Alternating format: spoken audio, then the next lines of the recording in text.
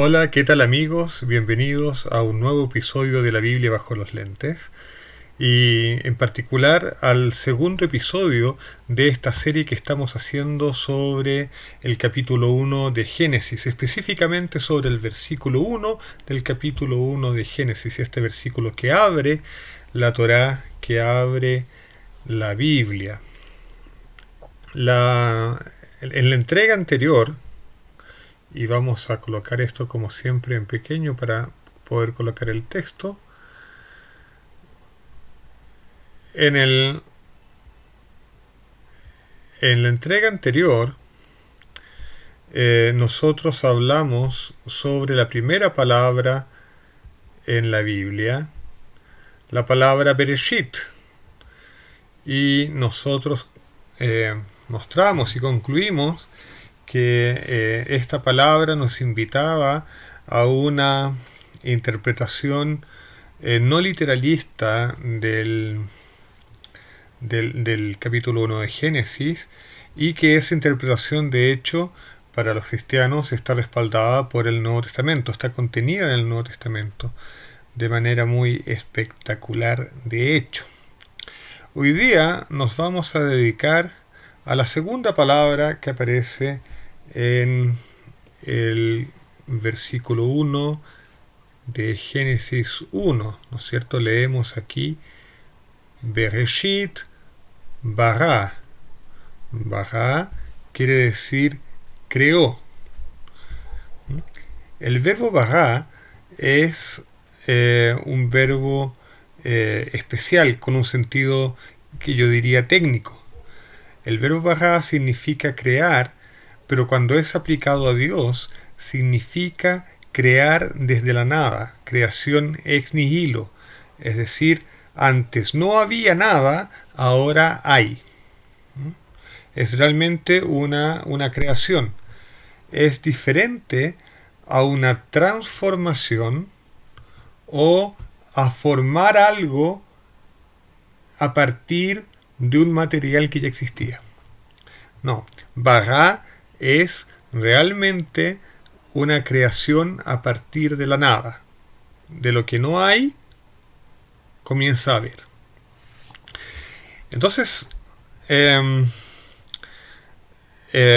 Génesis 1.1 realmente nos dice que Dios creó el universo, los cielos y la tierra, a partir de la nada.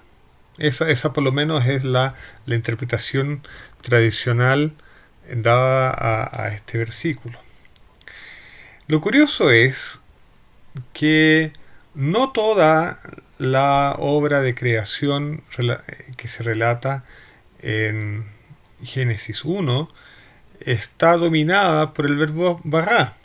De hecho, este verbo bara se encuentra solamente en 3 versículos del capítulo 1 de Génesis. El primero, evidentemente, es Génesis 1.1.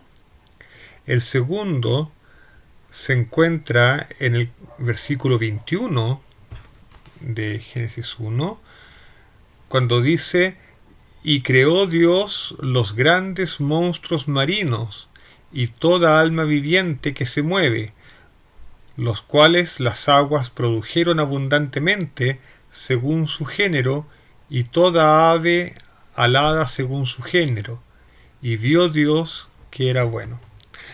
Entonces curiosamente, este versículo nos muestra que Dios creó a partir de nada, es decir, como una creación independiente, los animales marinos. Dice aquí los monstruos marinos y toda alma viviente que se mueve, y hace relación especial a las aguas, ¿no? Y la tercera vez que se menciona el verbo bara es en Génesis 1.27, donde de hecho aparece 3 veces el verbo y se refiere a la creación del ser humano.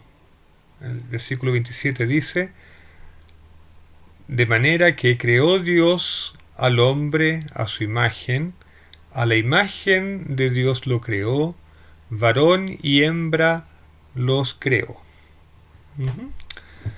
Entonces, según Génesis 1, hay 3 momentos en que Dios crea de manera original. Una es la creación del universo como un todo, la creación del cielo y la tierra. La segunda es la creación de los animales marinos. Y la tercera es la creación del hombre.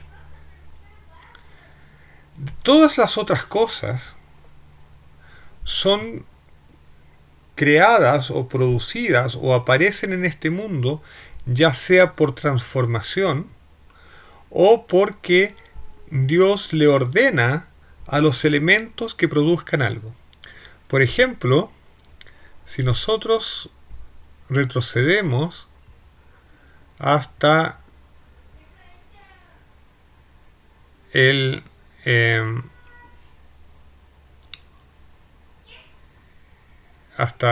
versículo 11 de Génesis, donde dice: y dijo Dios,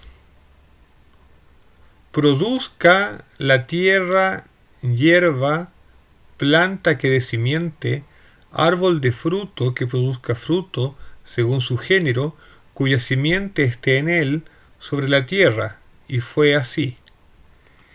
Este versículo es importante porque nos dice que las plantas, la vida vegetal, que en la Biblia tiene una calidad y una cualidad distinta a la vida animal, la vida vegetal no fue creada en el sentido original directamente por una intervención divina, sino que Dios le ordenó a la tierra que produjese vegetales, vida vegetal. Ahora, esto es importante porque cuando Dios ordena que algo o alguien haga algo, Dios también capacita a eso. Eso lo aprendemos, por ejemplo, cuando Dios le ordena a Israel que le construyan un santuario. También Dios dice que Él ha capacitado a ciertas personas y están escritos los nombres de esas personas en el libro de Éxodo. Capacitó a esas personas y le dio el espíritu de sabiduría y de conocimiento en toda técnica, dice el texto, para que produzcan los objetos del santuario. De la misma manera, en este versículo, Dios le ordena a la tierra a producir vegetales. Y uno entiende entonces que Dios lo que ha hecho es capacitar a la tierra para producir, a partir de sus elementos, de su naturaleza, producir hierba y vida vegetal. De manera similar, cuando avanzamos más allá del versículo 21, vamos al versículo 24. Está escrito: y dijo Dios, produzca la tierra almas vivientes según su género, bestias y reptiles y fieras de la tierra según su género, y fue así. La tierra también es ordenada y es capacitada para que produzca los animales terrestres. Entonces aquí tenemos una diferencia. La vida acuática es producida a partir de la nada, es decir, en una creación original, una directa intervención de Dios, mientras que la vida vegetal y la vida de los animales terrestres es producida a partir de las capacidades de los elementos naturales. Entonces vemos lo siguiente en este patrón. Vemos que Dios crea algunas pequeñas cosas pequeñas entre comillas, ¿no? Tiene actos mínimos de creación original, de intervenciones directas, y todo lo demás aparece según las capacidades que Dios le ha dado a los elementos naturales. Es decir, Dios interviene en momentos específicos y deja, en lenguaje moderno diríamos, que las leyes de la naturaleza produzcan todo el resto. Y los tres momentos, curiosamente, en que Génesis dice que Dios interviene directamente son la creación del universo, la creación de la vida marina y la creación del hombre. Tres momentos que la ciencia contemporánea tiene dificultad en explicar completamente. Nosotros no entendemos qué ocurrió en el Big Bang, en el instante cero del universo. Sabemos que hubo Big Bang, pero no entendemos qué pasó allí. No tenemos el conocimiento suficiente para entenderlo. El versículo 21 que nos habla sobre la creación de los animales marinos nos recuerda, nos hace llegar a la mente la explosión cámbrica. Es ese momento en la historia de la humanidad en que parece haber una explosión de vida en los mares y que la biología no entiende muy bien cómo fue que sucedió. Y en la creación del hombre vamos a ver que lo que realmente fue creado de manera especial es aquello que nos distingue de los animales, que nosotros podríamos llamar de conciencia humana, o en un lenguaje un poquito más filosófico, de alma humana. ¿Ok? Entonces, tres instantes de creación directa que coinciden con los tres grandes sucesos en la historia de este mundo que la ciencia tiene dificultad en explicar, curiosamente. Todo lo demás en el libro de Génesis es consecuencia de las capacidades que Dios les otorgó a los elementos. Entonces, dicho esto, que puede sonar un poquito fuerte para parte de la audiencia, vamos a concentrarnos en cómo fue esta creación especial del ser humano. Entonces, el versículo 27 de Génesis 1, donde el verbo bara aparece y aparece 3 veces, de hecho, nos da una pista de qué fue lo especial que se creó en el ser humano. El versículo 27 que nos dice que el ser humano fue creado a la imagen de Dios. Eso hay que entenderlo con cuidado. Por supuesto, no se refiere a que Dios tenga 2 manos, o que tenga 2 ojos, una nariz, a lo mejor barba. No hay que entenderlo de esa manera, porque sabemos que Dios no tiene forma y no tiene cuerpo. ¿Ok? Por lo tanto, ese no puede ser su significado. El significado tiene que ser más profundo. Hay algo en la naturaleza del ser humano que se condice con la naturaleza de Dios. ¿Okay? Eso lo vamos a ver en otro versículo en el que se relata la creación del ser humano de una manera distinta. Nos vamos a ir, y déjenme cambiar de utilidad. Vamos a ir al capítulo 2 de Génesis, pero antes vamos a hacer un alto en el libro de Mateo, como preparación para lo que viene. Porque Jesús dijo en Mateo 5, versículos 18, en el contexto del Sermón de la Montaña: porque en verdad os digo que hasta que pasen el cielo y la tierra, ni siquiera una jota ni una tilde pasará de la ley hasta que todo sea cumplido. Aquí la palabra ley es la traducción de Torá. Dios dio la Torá al pueblo. Torá significa instrucción. En griego, Torá fue traducido por nomos, por ley, Y en la tradición cristiana, entonces, la Torá es designada como ley. Jesús estaba pensando en la Torá. Entonces Jesús no está diciendo que ninguna jota y ninguna tilde dejará de tener significado e importancia en la Torá. Tildes sabemos lo que son los acentos que hay en la Torá. J traduce el texto griego de Mateos. Iota es la más pequeña de las letras del alfabeto griego.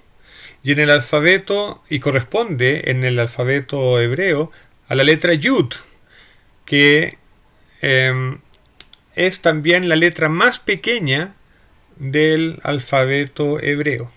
Así es que vamos a decir que ni siquiera una Yud ni una tilde pasará en la Torá hasta que todo sea cumplido.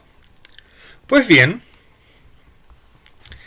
en el versículo 7 del capítulo 2 de Génesis está escrito lo siguiente: formó pues Jehová Dios al hombre del polvo de la tierra y sopló en su nariz aliento de vida, y fue el hombre un alma viviente. La palabra formó, que aquí hemos puesto en rojo, en hebreo corresponde a vayitzer. Vayitzer significa y formó. Está aquí. Esta de aquí, esta palabra de aquí. Vayitzer. Vayitzer.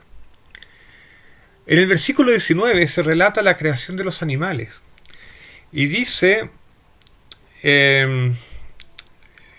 Génesis 2:19, formó pues Jehová Dios de la tierra toda bestia del campo y toda ave de los cielos, y las trajo a Adán para que viese cómo les había de llamar. Fíjense, aquí se está relatando entonces la creación de los animales terrestres, y de nuevo el relato no habla de creación directa, sino que de formación. Dios formó, y la palabra formó, que aquí también está en rojo, también es la palabra vayitzer, igual que en la formación del hombre. En Génesis 2 entonces se dice de ambos, de los animales y del hombre, que fuimos formados por Dios. No una creación especial, sino que fuimos formados de los elementos de la tierra, ¿no? Según las leyes naturales. Y es un hecho que los animales y el ser humano compartimos toda nuestra biología, toda nuestra estructura física. Es decir, biológicamente hablando, los seres humanos somos una especie animal. Por lo tanto, el relato de Génesis es correcto al usar la misma frase, la misma expresión en los dos casos. Pero en la formación del ser humano y en la formación de los animales hay una pequeña diferencia. Y esta diferencia solamente se puede distinguir en el texto hebreo. Es que el verbo vayitzer, que está aquí en el caso del ser humano, y el verbo vayetzer, que está aquí en el caso de los animales, es el mismo verbo, es la misma forma verbal, pero están escritos de manera distinta. La ortografía es distinta. En el caso del ser humano, el verbo vayetzer está escrito con 2 letras yud. Cada una de estas comitas que hay aquí es una letra yud, la letra más pequeña del alfabeto hebreo. En el caso de la formación del hombre hay 2 letras yud, y en el caso de la formación de los animales hay una sola letra yud. De hecho, normalmente este verbo se escribe con una yud, no con 2. Escribirlo con 2 es casi una falta de ortografía. En ninguna parte más de la Biblia aparece con 2 yud, solamente aquí. Lo interesante de eso es que yud es la primera letra del nombre de Dios. Aquí tenemos el nombre de Dios, el nombre que en castellano se translitera por Jehová, pero que no es su pronunciación correcta, y de hecho este nombre no debe pronunciarse, y normalmente se lo cambia por la palabra Adonai o por la palabra Hashem. Esta es la letra Yud, la primera letra del nombre de Dios. Y lo que el texto está diciendo de manera muy sutil es que cuando el ser humano fue formado por Dios, fue creado por Dios, su formación biológica fue la misma formación natural que todos los animales. Pero al ser humano se le agregó algo más, se le agregó una parte de Dios. Y esa es la creación original que se da en el caso del ser humano. Nosotros tenemos una parte de Dios en nosotros mismos. Y esto tiene que ver con el propósito de la creación también. Dios quiere que al final de la historia de este mundo, nosotros nos volvamos a unir a Él. Estemos completos. En realidad, durante el proceso de este mundo, de la historia de este mundo, nuestra misión es unirnos a Él, y en el final vamos a estar completamente unidos a Él. Y eso es porque nosotros tenemos una parte de Dios que los animales no tienen. ¿Y cuál es esa parte? Esa parte esencialmente consiste en el libre albedrío y en la capacidad de comunicarnos con Dios. La capacidad que tenemos de entender que hay Dios, entender que hay algo trascendente y comunicarnos con Dios. Y por supuesto la capacidad de que seamos personas éticas, que usemos nuestro albedrío para ser éticamente autónomos, no robots, sino que autónomos, y de esa manera podamos ser, efectivamente, podamos existir como seres autónomos, y podamos escoger libremente entre el bien y el mal. Por supuesto, con la esperanza de Dios de que sepamos escoger el bien libremente. De hecho, según el relato bíblico, nosotros somos el único ser, los únicos seres en este universo que tenemos la capacidad de libre albedrío. Tenemos esta capacidad de escoger entre el bien y el mal y poder escoger libremente a Dios, por lo tanto. Es decir, además de Dios, somos los únicos seres con esta capacidad. Y en ese sentido, nos parecemos a Dios. En ese sentido, somos imagen de Dios. Seres que podemos pararnos delante de Dios con autonomía. Somos capaces de decirle que no a Dios. Nadie más puede hacerlo. Y esa capacidad de decirle no a Dios también nos hace valioso, porque libremente podemos decirle que sí a Dios. Y eso es lo que Dios espera de nosotros, que libremente le digamos sí, y de esa manera nos podamos unir en libertad con Él, hasta ser uno con Él, y así vivir para siempre. Entonces, la palabra vará, la segunda palabra de el relato de creación, la segunda palabra de la Biblia, nos está indicando que Dios realizó intervenciones muy específicas en este mundo para crearlo. La mayor parte de las cosas fueron creadas por las capacidades que Dios le dio a la naturaleza.